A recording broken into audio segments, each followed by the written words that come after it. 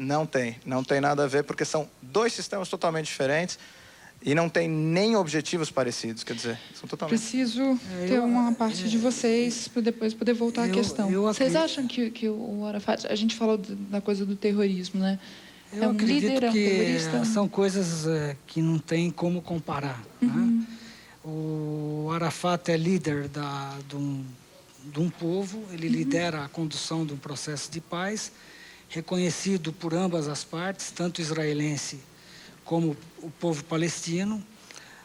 O Arafat esteve na ONU em 1974, ele fez um discurso na ONU, onde ele propôs que se criasse um único Estado, onde judeus, cristãos e muçulmanos pudessem conviver sobre uma única Constituição.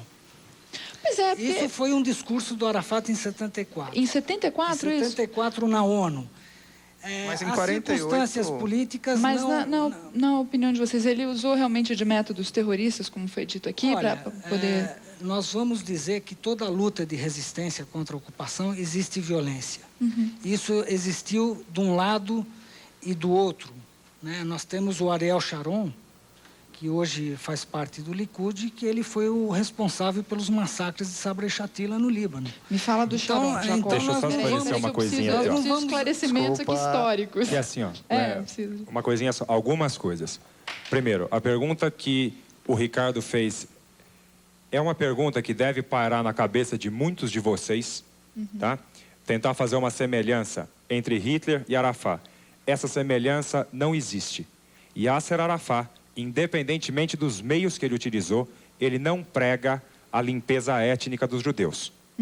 Então, esse é um ponto. Quem é Ariel Sharon? Ariel Sharon é um líder de direita dos judeus que, quando ele se colocou há pouco tempo atrás, tá?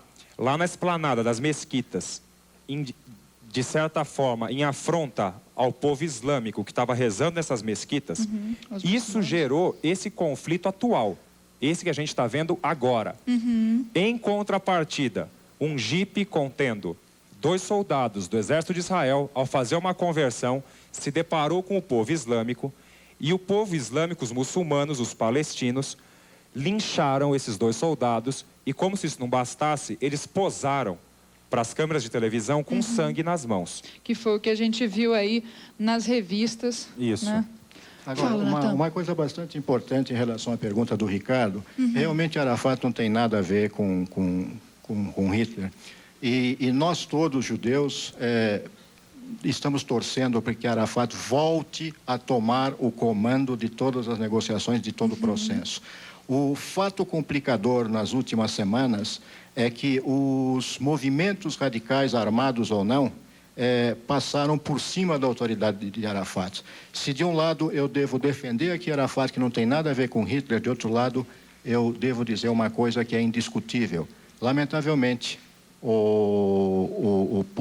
os palestinos têm no seu seio o partido Hezbollah, o movimento Hezbollah, movimento terrorista armado pelo Irã, maior exportador de terrorismo do mundo, e a missão, o objetivo da Hezbollah é varrer os israelenses da face da terra. Mas isso aí seriam os extremistas, os radicais, que também existem dos dois lados. Isso sim tem similaridade com Hitler. Torçamos todo para que Arafat volte a ter o comando da negociação. Quer dizer, então esse foi uma citação aí de um lado extremista, mas também tem o outro, né? Tem o lado israelense também extremista, não tem? Sim, mas que não tem intenção de varrer ninguém de lugar nenhum. Bom, eu vou fazer o seguinte, vamos conhecer aí o parecer de um historiador que acompanha há muito tempo a questão palestina, Oswaldo Cogiola. Olá, Oswaldo. Boa noite. Tudo bem? Seja bem-vindo. Fica à vontade aí. Bom, me conta uma coisa, já está aí, né, estudando isso há muito tempo aí como historiador. Eu queria saber se esse conflito entre palestinos e israelenses é simplesmente uma disputa territorial ou tem outros interesses envolvidos? Não, tem muitos mais interesses envolvidos porque não há, em primeiro lugar, nenhuma razão étnica para que haja semelhante conflito, porque judeus e árabes, judeus e palestinos coexistiram harmoniosamente durante mais de 1000 anos no Oriente Médio, na Espanha muçulmana, deram, durante esse período, várias das maiores conquistas da história da humanidade. Aos árabes devemos os números arábicos, o zero, a matemática moderna. Quais são esses... Quais outros pontos a gente pode levantar como interesse da continuidade desse conflito? Bom, esse conflito se origina no século XX. O conflito atual é um conflito onde estão envolvidos os interesses das grandes potências. Isso que é o principal. A decisão de criar o lar nacional judeu em Israel é parte de uma declaração do chanceler da Inglaterra, Balfour, em 1917. Havia dúvidas nesse momento no interior do... Havia, por um lado, uma parte do judaísmo europeu e dos outros continentes preferia conquistar a sua emancipação no país onde se encontrasse. Outra parte discutia a questão do lar nacional judeu, mas se discutia se esse lar nacional ficaria em Israel, em Uganda, se cogitava que fosse Uganda, e se cogitava inclusive que fosse Argentina. A Inglaterra queria que fosse Uganda? Mas Uganda é... Uganda é na África, exatamente. Mas Uganda é centro-sul, não é? Da África. Exatamente, na África Negra, e se pensava que fosse aí ou talvez na Argentina. Na Argentina houve uma ampla colonização judaica na região do litoral. Até hoje a cidade mais importante dessa região se chama Moisesville, certo? E houve uma grande emigração judaica nessa região. Vou fazer o seguinte, Oswaldo, vamos para a plateia e a gente volta aí. Oi, boa noite. Boa noite, meu nome é Gilmar. Eu queria fazer a pergunta para ambos. Eu queria que eles explicassem ou comentassem, né, no caso, a interferência dos Estados Unidos nessa questão. Jacó, eu queria que você começasse. Bom, Gilmar, é assim, ó, sua pergunta é muito pertinente e existe uma aparência de que os Estados Unidos querem colocar fim a esse conflito e que o Bill Clinton vai ser o grande mediador da paz no Oriente Médio. Isso é mentira. Os Estados Unidos, quaisquer guerras que existam hoje, os Estados Unidos são grandes exportadores de arma. A indústria bélica é a terceira mais... É a terceira maior indústria. A terceira maior indústria. Do mundo, né? Isso representa um produto interno bruto para os Estados Unidos relativamente grande.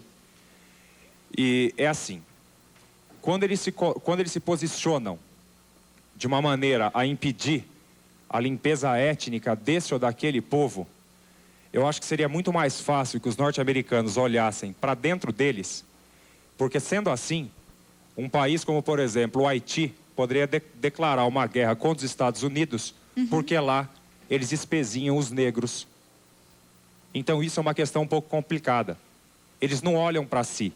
Isso aconteceu na Guerra de Kosovo, isso acontece no conflito do Oriente Médio, só que eles não percebem que dentro dos próprios Estados Unidos, eles sectarizam uma minoria. Então, quer dizer, a coisa é um pouco mais complicada. Quer dizer, então, Gerson, o Israel é um mercado bélico dos Estados Unidos?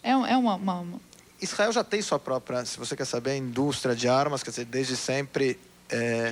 A história de Israel não foi uma história fácil. Ele começou a falar, em 47 teve uma resolução da ONU com a criação de 2 estados, um estado árabe e um estado judeu, em que os árabes não quiseram essa proposta de nenhum dos estados. Israel tomou sua parte nesses estados.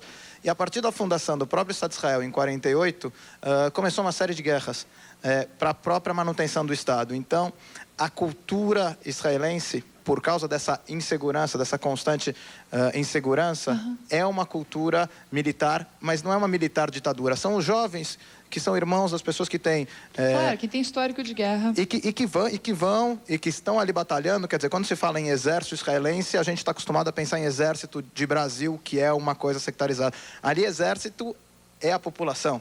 Quer dizer, então é uma coisa complicada. Isso me lembrou daquela frase do Hitler que ele falou estatisticamente. Como é que é aquela frase? 1 milhão de mortes é um dado estatístico. Uma morte na sua família é uma dor incomparável. Quando você me falou isso, me lembrou dessa... Queria só colocar uma coisa. Queria saber de vocês. Os Estados Unidos é culpado, talvez esteja indo um pouco para trás da história, mas é bom a gente colocar para a moçada aí um pouco da atualidade.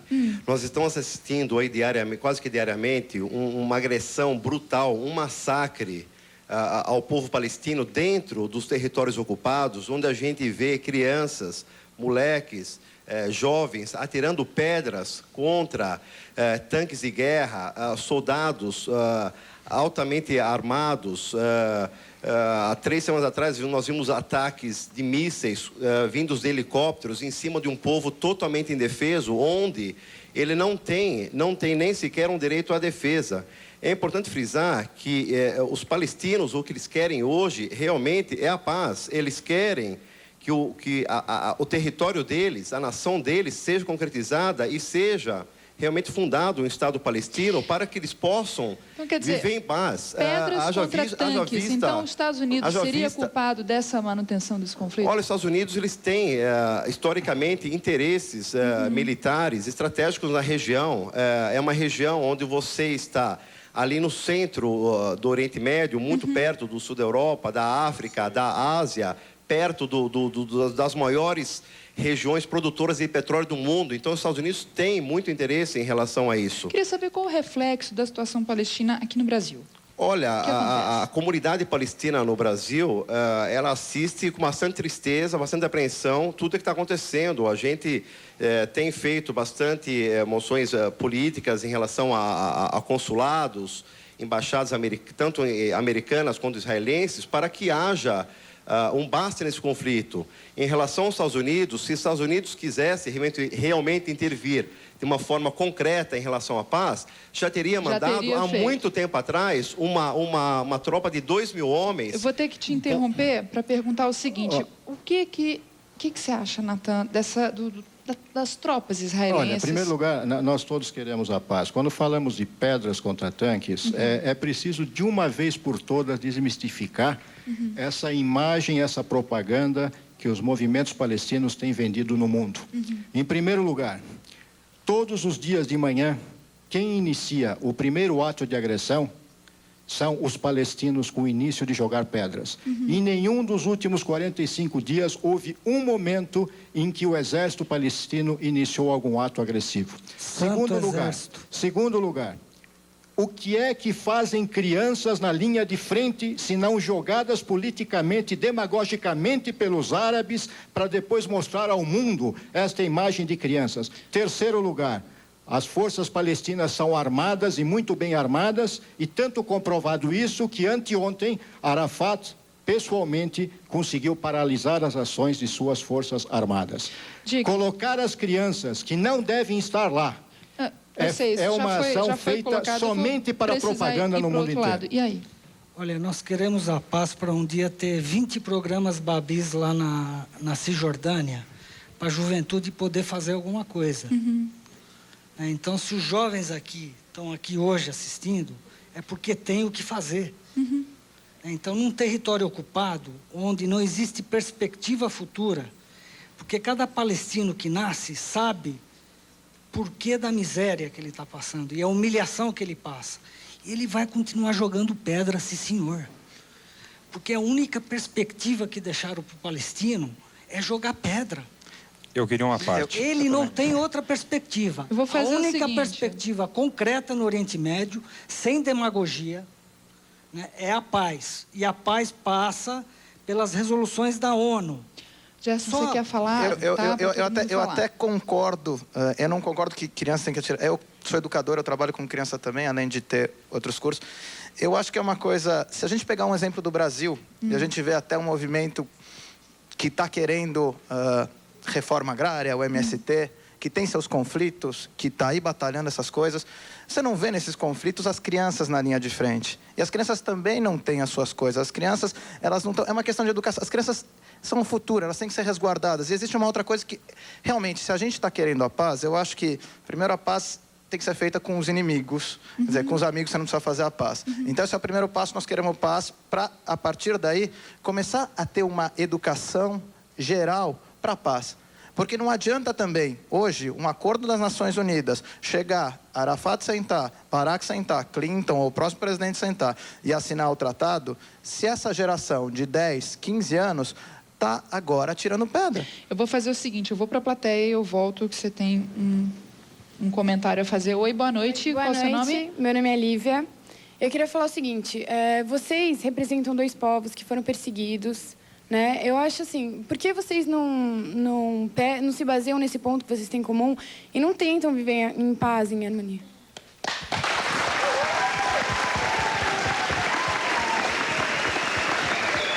E aí?